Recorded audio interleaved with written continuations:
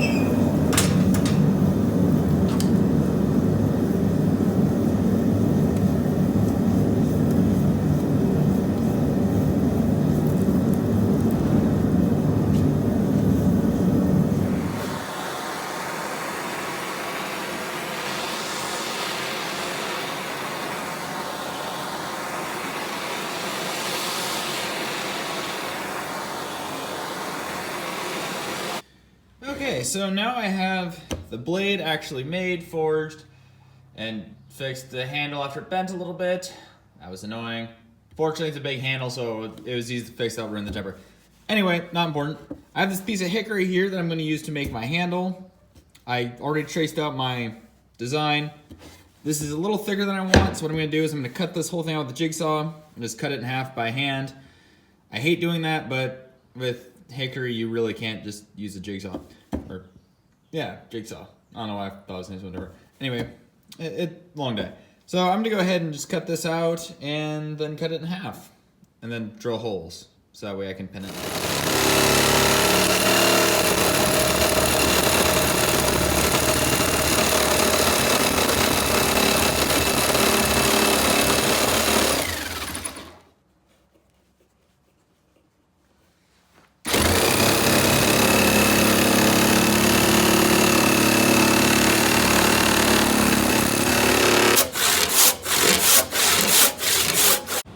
Okay, so now that my holes are all drilled out, I'm just going to take some JB weld.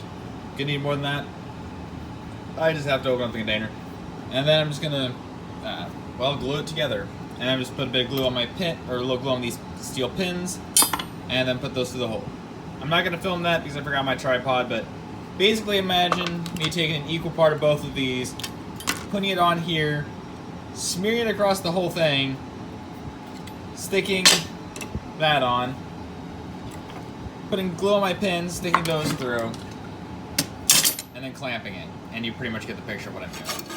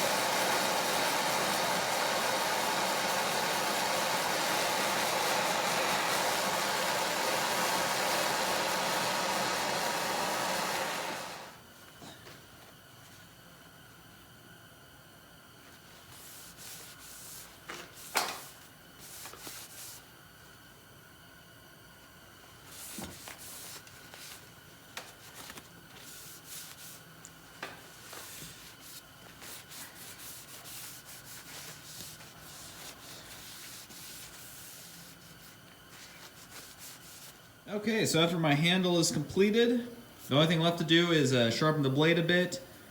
I'm just going to take my 1-inch belt sander. Yes, it's from Harbor Freight. Yes, I got it for like less than 20 bucks. It actually works pretty good, all things considered. But I can have a small secondary bevel, which you can kind of, you really can't see it very well.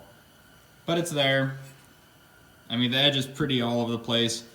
But I want this thing to look, you know, kind of brutal and primitive.